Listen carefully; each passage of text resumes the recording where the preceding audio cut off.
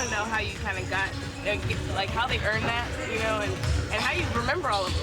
No, it's not an earned thing. I mean, it just kind of happens. I have no idea how I remember the majority of them, if not all of them. I have no idea, but it's definitely a chemistry thing that I started a long time ago with my teammates, and been blessed enough to be able to have the mind to be able to remember them all. Even with former teammates that's not my teammates anymore. On one game, you told Steve Nash that keeping your mind right and your mind sharp was just as important, if not more important, than what you do for your body. What do the playoffs demand of you mentally, and what do you do to sort of meet that? I mean, everything. The playoffs demand everything from you. Mentally, I mean, obviously, the physical toll that it's going to take because the games ramp up, the intensity ramps up, the physicality ramps up. The referees in the league allow us to play more physical, in the postseason, so your body takes a toll. But mentally, being able to have that mind, sharp throughout the course of a series, no matter if it's good or going bad, you always got to try to stay even keeled throughout the course of a postseason in each series if you're able to advance. So, absolutely. LeBron, I think since Julius Randle got back, I think they're 16-4. What have you seen that they're doing well since he's come back? Everything. Very, very, good team and super well coached. LeBron the other day, he mentioned that he just eye, and it seemed like that was bad. And after you guys were healthy, especially that last stretch after the seconds. Were you encouraged from how you guys put that on the floor? How important is that going to be once game 1 starts tomorrow? You got to be able to defend. You got to be able to get stops, in the postseason. And we have a system that we've been working on, throughout the whole course of the season. And then, it's up to us to go out there and execute that. I think coach and the staff, they put us in position to give us the best game plan. They believe that gets us a victory.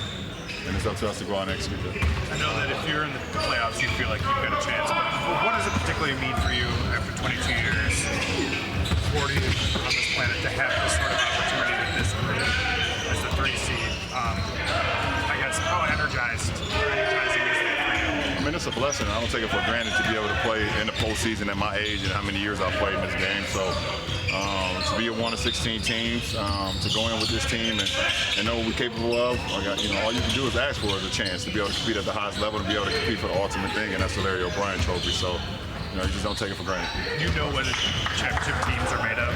Are there the ingredients in this room to be a championship team? After the Houston win, both Austin and Lucas said, hey, we're about winning championships. The man who's won several. What do you like about this team going into the postseason? Well, I mean, obviously, you want to be healthy going into a postseason run.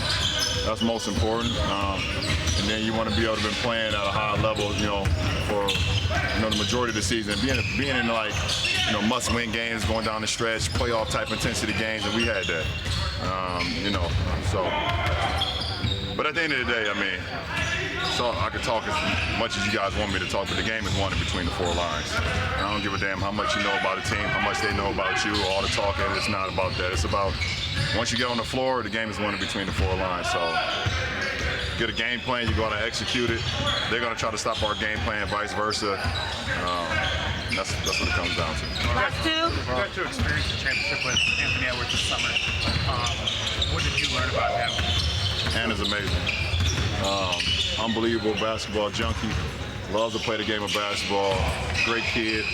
And all the success he's got so far throughout his young career has been awesome to see.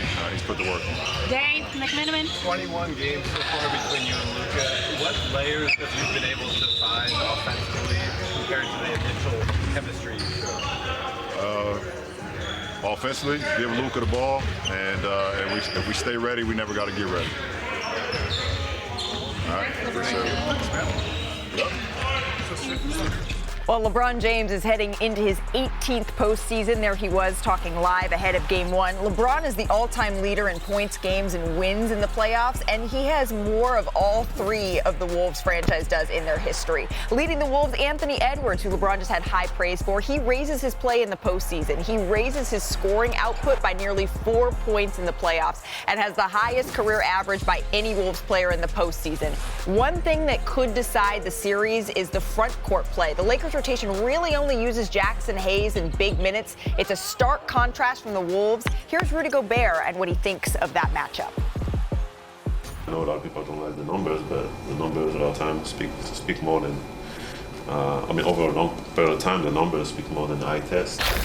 It's going to be up to us to be able to be consistent with our approach, and yes, I'm going to, just like my career, I'm very likely to be crossed over, very likely to people are going to hit some tough shots over me, and then I might get dunked on, and all that stuff might happen, but let's see what happens over the course of hundreds and hundreds of possessions. AJ Redick, he had a theory on why Luka loves this matchup so much. You do. He says that Luka likes to play against the best in the world, and he's going up against a 4-time Defensive Player of the Year. He thinks no one can guard him. What do you see in this matchup? Well, we know the playoffs is all about adjustments. Who can make them on the fly and who can't? Luka thrives against drop coverage. He's about 1.14 points per possession against the drop coverage. Rudy lives in the drop coverage 64% of the time. So if we look right here and we pause it, Luka already sees too much with Rudy being dropped at 6'8". He puts his body in front of the defender. Right now, he creates that 2-on-1 matchup. This is when Rudy gets in trouble as Gafford rolls to the rim full speed. He actually bumps into Rudy. He crosses over because he's so big and he throws a lob. Once he gets Rudy to drop his hip, Rudy's at a disadvantage. Now we say it again. We shoot it right here. Lively sets the screen. Rudy has already dropped that hip. He's already in trouble right now. So now we create that space with our 6'8" size. We keep that defender on my back. We hold it, we get through the screen, we Euro step, and we still throw the lob. He is going to thrive against drop coverage if he has Jackson Hayes in the game with him. If I'm Minnesota, I match Rudy minutes against Jackson Hayes, but instead of being in a drop, I get up and press him a little bit. I make him hit Jackson Hayes, and I make Jackson Hayes beat me and make him be the playmaker against those guys. Right. I do wonder how much they're going to go to Jackson Hayes in this series. It's a conversation we're going to get into in just a minute. But on the other side of the ball, no player, was double-teamed more this season than Anthony Edwards, but that's not really the Lakers' game. How do you think they're going to try to defend him? Shrink every elbows. Don't let him see any open driving lanes. 3 guys in front of him. And if we look at it right now, he comes off, we switch, we got Gabe Vincent, but we pause it right here. We have a triangle. We have Vanderbilt here. We have Reeves in the corner. He is seeing 3 bodies right now. So there's no driving lanes. All he can do is drive into a defender and spray for an open shot. Those are the guys that the Lakers are going to take their chance on beating them. No disrespect, but we would let anybody but him beat us. Now we said it with DiVincenzo. We have Austin Reeves, who we might think is a weaker defender, but watch Vanderbilt pull up here to the elbow right now. We're already shrinking that other elbow. So right now, this is almost like a 3-2 that he's looking at, a 3-2 zone that he's kind of looking at. The Lakers are passing guys through. You make other guys beat you. If I'm Minnesota, the adjustment is to go small. I'm flashing I'm flashing Julius Randle to the middle. I'm getting McDaniels on the baseline, and I'm putting shooters in the corner. That way, when you get the ball to the middle, the Lakers have to react to the scoring guy in the middle. You have McDaniels on the baseline for the lob. You got shooters in the corner, and that's how you got to attack that 3-2 zone. And it's not a man. It just looks like a man. Right, and that's how you see Anthony Edwards is able to actually raise his game, his scoring output against a team like the Los Angeles Lakers. And I know the Lakers, they're getting a lot of shine in this series, and it is for a good reason. The lights are just brighter in Los Angeles. But Minnesota has been one of the hottest teams in the league to close out the season here. We heard Ann Edwards say, this is just how we like it. We want them to be talking about the other guys. If you're the Timberwolves, how are you approaching this series? I think they kind of like that everybody is going against them, doesn't think that they can win because, we talked a lot about the Clippers. The Clippers finished the season 18-3. How about the Wolves finishing 17-4 to get into this 6th seed? That was a real thing that they needed to do. They underachieved early in the season after the Karl Towns trade. They also had some significant injuries to Julius Randle and Dante DiVincenzo, but they really were a great team down the stretch, and they've got a lot going for them. They don't have necessarily the star power of Luka and LeBron, but they've got some things that they've been doing really well coming into this series. I think they come into LA with some confidence that they're being overlooked.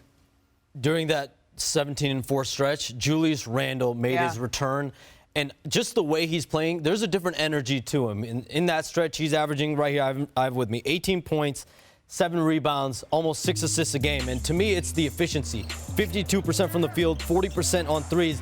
In a lot of ways, this might be the best overall season, and this might sound crazy, of his career because he's impact winning. He's had to completely change his game around Anthony Edwards. We know he's been on all NBA teams, he's been on all-star teams, but he has had to take a back seat. He's had to be a playmaker. He's had to really change his game. And for me, it's seeing the energy that he's playing with. And he's embracing trying to rebound and play around Anthony Edwards. I think that Julius Randle could be the swing piece in this series. Do the Lakers have a good defensive, physical matchup for him? Real quick, UD, I just wanted to go back to this. You said that the Timberwolves, they have a size advantage in this matchup, but they may actually go small. Does that play to the Lakers' advantage if they have to make that adjustment here? Well, you got to figure that there's only been so many minutes played with Jackson Hayes at the 5. I think the Lakers like to go with LeBron James at the 5, so I think that will help Minnesota. And also, you want to get Rudy Gobert out of the game if you're Minnesota, because once again, 64% in the drop coverage, and Luka thrives in that. So there will be minutes for Rudy in this, but I think you have to really play that game of going small in and out with Jackson Hayes. You want to match Rudy's minutes with Jackson Hayes. Especially because they found some success with that Reeves, LeBron, Rui, Dorian Finney-Smith, Luka lineup. It's a small sample size, but on both ends of the floor, they have had success against even bigger teams.